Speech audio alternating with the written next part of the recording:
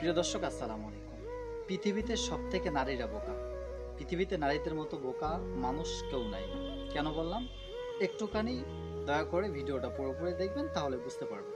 প্রিয় দর্শক, আপনারা একটা জিনিস খেয়াল করলে দেখবেন, ফুটপথের দোকানে একটি পানির মূল্য কিন্তু 15 টাকা।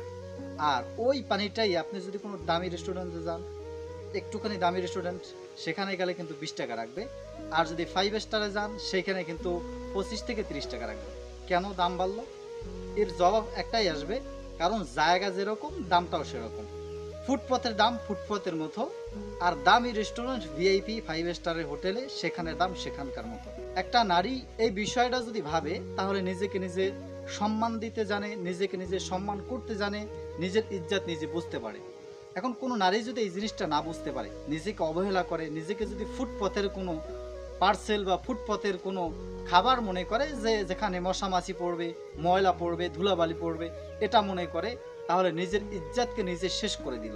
এজন্য প্রিয় বোন, আপনার ইজ্জত তখনই থাকবে আপনি যখন 5 স্টার 7 স্টারে থাকতে পারবেন, ওই হোটেলের মতো দামি জায়গায় যখন থাকবেন।